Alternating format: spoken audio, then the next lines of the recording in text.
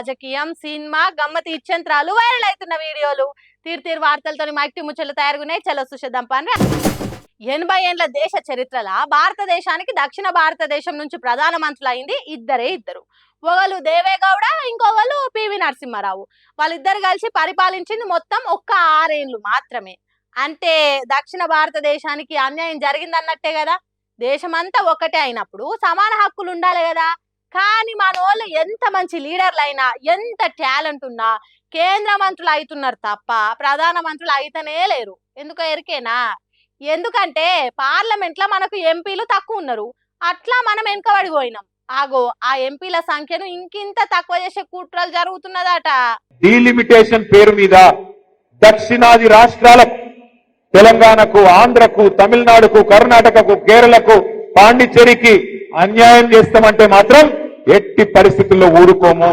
ఎట్టి పరిస్థితుల్లో బీజేపీకి సమర్థన ఇచ్చే ప్రసక్తే లేదు. ఒక్క మాట మాత్రం పక్కా, ఇవాళ 24% వాటా దక్షిణాది రాష్ట్రాలకు పార్లమెంట్ లో ఉన్నది. దాన్ని యథాతథంగా మెయింటైన్ చేయాల్సిందే.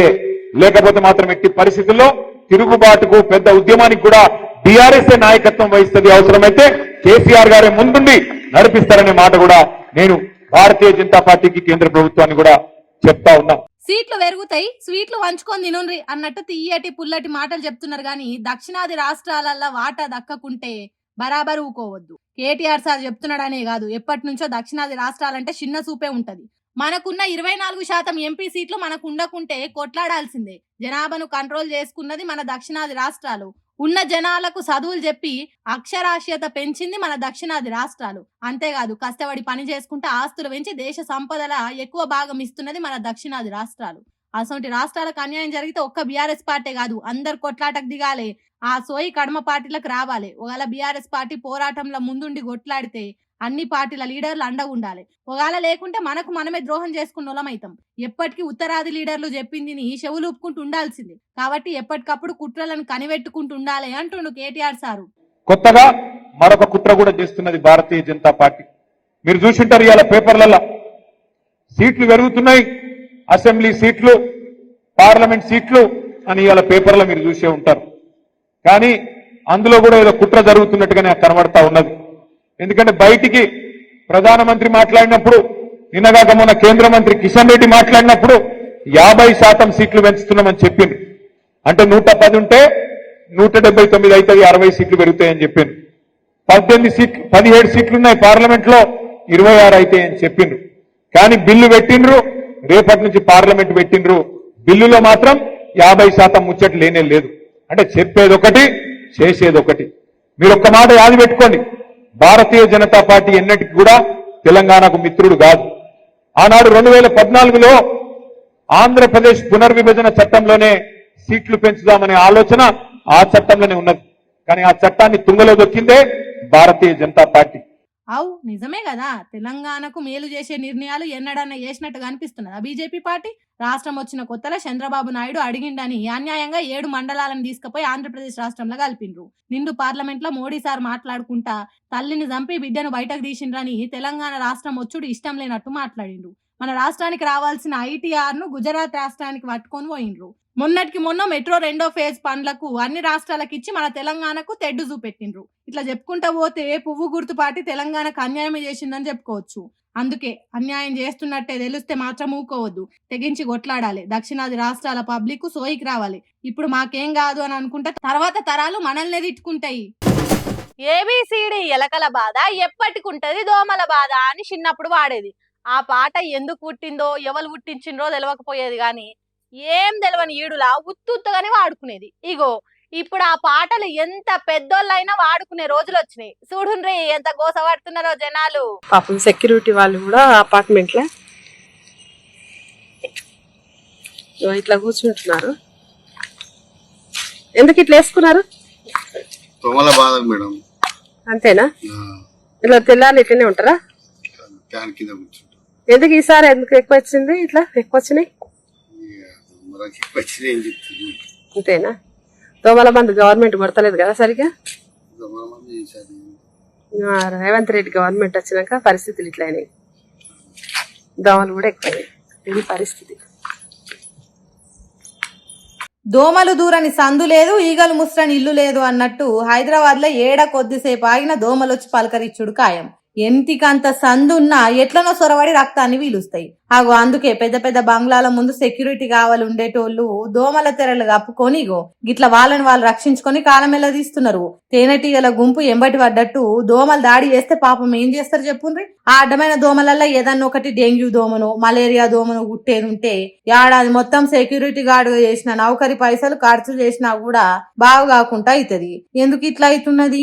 ఇంతకు ముందు ఇట్లా ఉండేదా దోమల దాడి అని అడిగితే, లేదు మేడం, కాంగ్రెస్ సర్కార్ వచ్చినాకనే దోమ కాట్లు ఎక్కువైతున్నాయి. రాజమౌళి సినిమా ఈగ తిరగ పగబట్టినట్టే వాడుతున్నాయి. దోమలను చంపేతానికి పోగొట్టుడు లేదు, మురికి కాలువలు పొతం చేసుడు లేదు, అంతా ఆగమాగం చందన ఉన్నది మేడం అని చెప్పకనే చెప్పిండు. ఈ వీడియో చూసిన తెలంగాణ జనాలు కాంగ్రెస్ పార్టీ 6 గ్యారెంటీలతో పాటు 7 గ్యారెంటీ అమలు చేస్తున్నది అదే దోమల దాడి. దోమలు గుట్టి దవాఖాన్ల పడితే ఆరోగ్యశ్రీ, దోమలు గుట్టి ఒకవేళ జీవి పోతే ఆరోగ్య బీమా అసొంటి కాంబో ఆఫర్లు కూడా ఇచ్చినట్టు అవుతున్నదని కామెంట్లు పెడుతున్నారు. కాంగ్రెస్ పార్టీ సర్కార్లో జనాలకు స్వేచ్ఛ ఉన్నదో లేదో తెలియదు గాని దోమలకు మాత్రం పొట్టు పొట్టు స్వేచ్ఛ ఉన్నది. ఎంత అంటే మనుషులు రక్తాలు పీల్చుకోవచ్చు, జుర్రుకోవచ్చు అన్నట్టు కామెంట్లు పెట్టుకుంటా నవ్వుతున్నారట. ఏందో ఏమో పోన్రి ఈ దోమల్లొల్లి. అయ్యా రేవంత్ రెడ్డి సారు, మూసీ సుందరీకరణం తర్వాత గాని ముందుగాల ఈ దోమలు లేకుండా చేయుండ్రి, లేకుంటే కూట్ల రాయి తీయలేనోడు ఎట్లా రాయి తీస్తా అన్నట్టు మాట్లాడకుండ్రి సారు అని అడుగుతున్నారు. ఎంత పెద్ద నౌకరీ చేసినా వారానికి ఒక రోజు సెలవు ఉంటది, నెలకు 2 రోజులు లీవ్లు ఉంటాయి. కానీ మన 5 ఏళ్ళు నోటికాడికి రావాలని 6 కాలం పని చేసే రైతన్నకు సెలవులు ఉండయి. సేద తీరుదామంటే తీరికుండది. అసోంటి రైతన్నలు ఆశ కొద్ది పంటలు వండించి మార్కెట్ కు పోతే పెట్టిన పెట్టుబడి కూడా ఉండదు. అందుకే ఎప్పటికీ శాంతంగా ఉండే రైతన్నకు కోపము కట్టలు తెంచుకున్నట్టున్నది.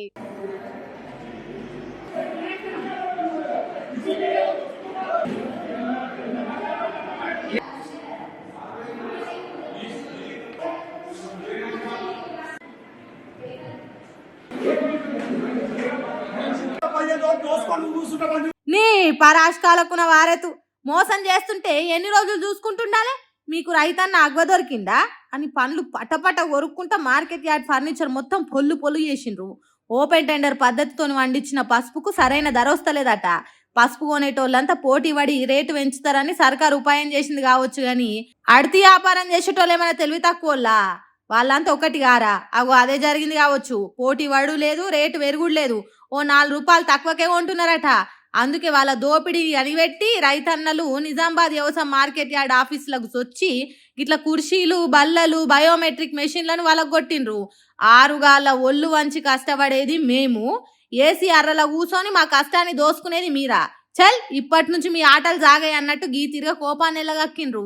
పసుపుకు సరైన ధర పెడితేనే మంచిది, లేకుంటే ఇంకింత ఆగం చేస్తామన్నట్టు వార్నింగ్లు ఇచ్చిండ్రట. ఆఫీసర్లను చుట్టుముట్టి అడిలి పోయేటట్టు చేసిండ్రట. గిట్లున్నది మనల్ని నేలుతున్నోళ్ళ సక్కదనము. ఒకలేమో రైతు ప్రభుత్వం అని చెప్తారు, ఇంకొకలేమో ఆత్మ నిర్భర భారత్ అని చెప్తారు. మార్కెట్లలో మాత్రం రైతుల పరిస్థితి గింత ఘోరంగా ఉన్నది. గిదే మన దేశానికి గర్వకారణమైన ముచ్చట. ఎవడెవడెక్కువ చేస్తున్నాడో వాళ్ళందరి పేర్లు రాసుకుంటున్నాం. మా ప్రభుత్వం వచ్చినాక ఒక్కొక్కడికి ఉంటది. రెడ్ బుక్ లో రాసుకుంటున్నాం, పింక్ బుక్ లో రాసుకున్నాం, వచ్చేది మేమే, రాబోయేది మనమే అని రాజకీయ లీడర్లు కార్యకర్తలలో జోష్ నింపుతారు. అంతటా ఒక తీరు, ఆంధ్రప్రదేశ్ లో ఇంకో తీరు అన్నట్టే మాటలు ఉంటాయి. చూడుండ్రి మాజీ సీఎం జగన్ సార్ ఏమంటుండో. చంద్రబాబు నాయుడు గారిని గట్టిగా వార్నింగ్ కూడా ఇస్తా ఉన్నా. కళ్ళు మూసి తెరిచేసరికే మరో 3 ఏళ్ళు అయిపోతుంది.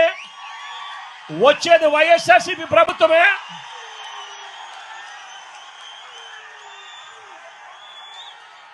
ఈ ప్రైవేట్ డిఫెన్స్ కంపెనీని ఇక్కడి నుంచి షిఫ్ట్ చేస్తారని చెప్పి కూడా చెప్తా ఉన్నాం.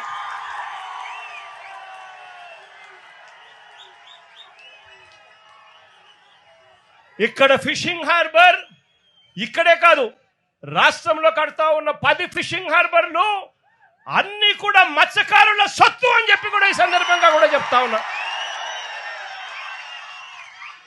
దీన్ని ఎవ్వరూ కూడా వాళ్ళ దగ్గర నుంచి తీసేయలేరు. చంద్రబాబు కాదు కదా, వాళ్ళ తాత కూడా తీసేయలేదని చెప్తా ఉన్నాను. 3 ఏండ్లంటే 30 ఏండ్లు కాదు. కాన్లు మూసి తెరిచే లోపట్న ఒడిచిపోతుంది. జగన్ అన్న వచ్చినాక అన్ని సర్దుకుంటాయి. కాసుకో చంద్రబాబు, రోజులు లెక్క పెట్టుకో. నువ్వేదో ఏపీ జనాలను తిప్పల పెడదామని మనసులో అనుకుంటున్నావు కావచ్చు కానీ 2 ఏండ్లు ఉత్తగానే అయిపోయినాయి. ఇంకొక 3 ఏండ్లు కళ్ళు మూసుకుంటే కుర్చీ ఎక్కేది నేనే. 10 ఫిషింగ్ హార్బర్లు జనాల చేతిలో పెడతా.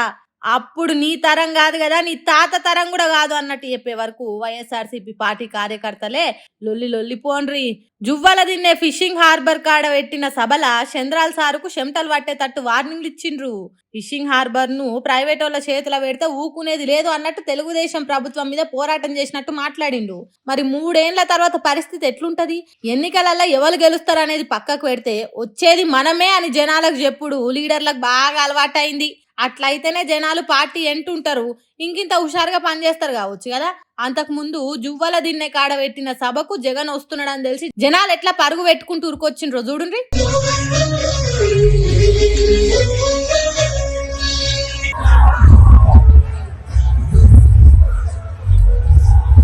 ఇసోంటి క్రేజ్ దేశంలో ఏ లీడర్ కన్నా ఉన్నదో లేదో తెలియదు కానీ ఏపీలో మాత్రం జగన్ అంటే పడి చచ్చిపోతున్నారు. జగన్ నోట్ల నుంచి ఏదన్నా మాట వస్తే ఈలలు కేరింతలు బొబ్బలు చేస్తున్నారు. మరి చూడాలి 3 ఏండ్లు కళ్ళు మూసుకుంటే ఉత్తగానే గడుస్తాయా? ఈ 3 ఏండ్లల్లా చంద్రాల సార్ ఎసొంటి రాజకీయం చేస్తాడు? వైఎస్ఆర్సీపీ పార్టీ పాదయాత్రలు చేస్తదా? పబ్లిక్ ఎవల దిక్కు నిలబడతారు అనేది ముందు తెలుస్తదిగా. పాపం మాజీ మంత్రి మల్లారెడ్డి కడుపులో ఏం లేకుండా కాకినట్టే మాట్లాడతాడు. ఏదున్నా కుల్లం చెప్తాడు. ఎంత మందులు ఉన్నా నవ్విస్తాడు. మైకు పట్టిందంటే మల్లారెడ్డి మాటలు నిమిషాలల్లా సెల్లులల్లా షేరింగ్లు అవుతాయి. అగో అసోంటి మంత్రి మల్లారెడ్డిని పగబట్టి తిప్పల పెడుతున్నారట. ఎవరు, ఎందుకు, ఎట్లా అనేది మల్లారెడ్డి సారే చెప్తున్నాడు. పాన్రిందాం. భారతదేశంలోనే పెద్ద నియోజకవర్గం మేడ్చల్. కాకపోతే 3 మున్సిపాలిటీలు, 3 కార్పొరేషన్లు, 7 మున్సిపాలిటీలు, 61 గ్రామ పంచాయతీలు ఉంది. భారతదేశంలో ఏ నియోజకవర్గంలో లేదు. అది మా మేడ్చల్ మల్లారెడ్డి నియోజకవర్గమే ఉందట్లా. అలాంటి దాన్ని తీసుకుపోయి తుకుడాలు చేసి 440 మంది లీడర్లు ఉంటే మాత్రం 220 మంది కౌన్సిలర్లు, కార్పొరేటర్లు ఉంటే, సర్పంచులు, వార్డు మెంబర్లు, ఎంపీపీలు, జెడ్పీటీసీలు వీళ్ళందరూ మటాస్ అయిపోయారు. అంత పెద్ద నియోజకవర్గంలో ఉన్నోళ్ళను మటాస్ చేసుడైంది మల్లారెడ్డి సారు. జర సమజయ్యేటట్టు చెప్పరాదు. మల్లన్న మీద పగతోటి కాంగ్రెస్ ప్రభుత్వం చేసి ఇప్పుడు 16 చేసింది. 16 కార్పొరేటర్లు అయినాయి. ఒక దాంట్లో కూడా ఒక జిల్లా, ఒక దాంట్లో 3, ఒక దాంట్లో 13. అరే మొత్తం 16 కార్పొరేషన్లు చేసిండ్రా. మల్లారెడ్డి మాట చెల్లకుండా రాజకీయం చేసిండ్రు అన్నట్టు చెప్తున్నావు, అంతేనా? 3 మున్సిపాలిటీలలో ఎలక్షన్ పెడితే వన్ సైడ్ రేచల్ కార్యకర్తలు మా యువకులంతా కలిసి ఎంత పట్టుబట్టి గెలిపించారంటే వాళ్ళని దమ్ము చేశారు. వాళ్ళు ఉరుదవులు వీరు మేమే గెలుస్తున్నాం. మల్లారెడ్డిని ఓడగొడతామని ఉర్రుతలు వీరు మల్లారెడ్డిని ఓడగొడతామని ఘోరంగా అట్టర్ బ్లాక్ చేసి పెట్టాం కాంగ్రెస్ పార్టీని, బీజేపీ పార్టీ. వాళ్ళు ఎంత తిప్పల పెట్టినా బీఆర్ఎస్ పార్టీ కార్యకర్తల దమ్మేందో చూపెట్టిండ్రు అని మైకు వట్టి ముచ్చట మొత్తం కేటీఆర్ సార్కే చెప్పినట్టు అటు దిక్కు ఇటు దిక్కు తిరిగి మాట్లాడిండు. కేటీఆర్ సారు అరే మల్లన్న నాకు తెలిసే మన ఊళ్ళ సత్తా, నువ్వు జనాలకు చెప్పు అని సైగ చేసి చెప్పే వరకు ఇటు తిరిగిండు మల్లారెడ్డి. ఫిర్యాది కూడా పబ్లిక్ కు కడమ పార్టీలకు రాజీనామాలు చేసి బీఆర్ఎస్ పార్టీలో చేరికైనందుకు పెద్ద సభ పెట్టిండ్రు. అందులో మాజీ మంత్రి మల్లారెడ్డి మాట్లాడుకుంటా కాంగ్రెస్ పార్టీ ఎసొంటి కష్టాలు పెట్టిందో చెప్పుకొచ్చిండు. నవ్వడం ఒక భోగం, నవ్వించడం ఒక యోగం, నవ్వలేకపోవడం ఒక రోగం. అది అందరికి ఎరుకున్న ముచ్చట్నే గాని స్టాండప్ కామెడీ పేరుతోని ఎట్లా పడితే అట్లా జోకులు చేస్తే అప్పుడప్పుడు నడ్డిరిగినంత పని అవుతుంది. మంది నవ్వుతున్నారు కదా అని, మైకు చేతులు ఉన్నది కదా అని ఇష్టమున్న జోకులు వేస్తే ఇగో ఇట్లనే అవుతుంది. వచ్చిరాని మాటలు మాట్లాడి నెత్తి వల కొట్టుకున్నాడు అంటే ఇదే కావచ్చు. అనుదీప్ కటికాల అనే మనిషి మాటలు చెప్పుకుంటా మందిని నవ్విచ్చే పని చేస్తాడు. అట్లా చేసేటోడు అందరు నవ్వుకునే జోకులు చేస్తే ఏం కాదు కానీ కొంతమంది కోపం వచ్చేటట్టు, ఇంకొంతమంది కేసులు పెట్టేటట్టు చేసిండు. ఏపీ సీఎం, డిప్యూటీ సీఎం పెండ్లీలు, విడాకులు, ఇంటి ముచ్చట్ల మీద పవన్ కళ్యాణ్ ఫ్యాన్స్ కు నచ్చని కామెడీ చేసిండు. నాగబాబు బిడ్డ నిహారికకు పెండ్లై విడాకులైనాయి కదా, ఆ టాపిక్ చెప్పుకుంటా విడాకుల పేపర్ మీద ఎటు దిక్కు సంతకం పెట్టాలి, పవన్ బాబాయ్ నీకు 2 సార్లు విడాకులైంది కదా, మోస్ట్ ఎక్స్పీరియన్స్ క్యాండిడేట్ కదా, అని అడిగేటోని నేను నిహారికనైతే అని ఓ వచ్చిరాని జోకేసిండు. అది ఇన్నోళ్ళు పక్క పండ్లు ఇచ్చి నవ్విండ్రు. ఇంకేమున్నది, పవన్ కళ్యాణ్ ఫ్యాన్స్ అనేటోళ్ళు ఏంటరయ్యి కొట్టేదాకా పోయిందే వారం. కొంతమంది కేసులు పెట్టిండ్రు. ఇంకేమున్నది, ఏపీ పోలీసులు ఎలకపోకల దాసుకున్నా గుంజుకొస్తామన్నట్టు కాశీ యాత్రకు పోయిన అనుదీప్ ను కనిపెట్టి కాకిలో అరెస్ట్ చేసిండ్రట. మరి లేకుంటేంది, పవన్ కళ్యాణ్ 2 విడాకులు తీసుకొని 3 పెళ్లిళ్ళు చేసుకున్నది అందరికి తెలుసు. అది నిజం కావచ్చు, కానీ దాని మీద జోకులు వేసుడేంది? నవ్విచ్చేటోడు నవ్వియాలి గాని నవ్వుల పాలు కావద్దు కదా. తర్వాత పవన్ కళ్యాణ్ ఫ్యాన్స్ కోపం వచ్చింది తెలిసి సారీ కూడా చెప్పిండట. కానీ వాళ్ళే నవ్వుకునేది. ఓ జనసేన లీడర్ కాకినాడలో కేసు పెడితే కాకి పోలీసులు ప్రయాగ్రాజ్కు పోయి పట్టుకున్నారు అనుదీప్ కటికాలను. తీసుకొచ్చి స్టేషన్లో పోలీసులు స్టాండప్ కామెడీ చేస్తుంటే పాపం ఎంత నవ్వుతాడో ఏం పాడో. ఇతగాడు ఒక పక్క పవన్ కళ్యాణ్ అనే కాదు, ఎన్టీఆర్, రామ్ చరణ్, బాలకృష్ణ, షర్మిల ఇట్లా చాలా మంది మీద జోకులు వేసుకుంటే ఎకిల్ నవ్వులు నవ్విచ్చేది. అట్లా వేస్తే ఎవరికో షిర్రెత్తి షిరాకు వస్తుంది కదా. అందుకే కేసులు ఎట్టి స్టేషన్ల కోటింగ్ల దాకా వచ్చింది వ్యవహారము. ఇక దీని మీద కొంతమంది అనుదీప్ చెప్పిన దాంట్లో తప్పేమున్నదా, ఉన్న ముచ్చటనే చెప్పిండు కదా అని కొంతమంది అంటే, ఉన్న ముచ్చట కావచ్చు కానీ చెప్పే పద్ధతి మంచిగా లేదని ఇంకొంతమంది అంటుర్రు. ఏదేమైనా ఓ రాష్ట్రానికి ఉప ముఖ్యమంత్రి పదవిలో ఉన్న మనిషి మీద జోకులు వేయొద్దని తెలవాలి కదా. మనిషికి కాకున్నా పదవి కన్నా ఇలువ ఇయ్యాలి కదా. పాపం ఏం స్టాండప్ కామెడో ఏమో గానీ సాబ్ చేయించుకునేటట్టున్నది కదా అని బాధపడుతున్నారట. జోకులు చేసినప్పుడు కుర్చీలలో కూర్చొని నవ్వినోళ్ళు కూడా.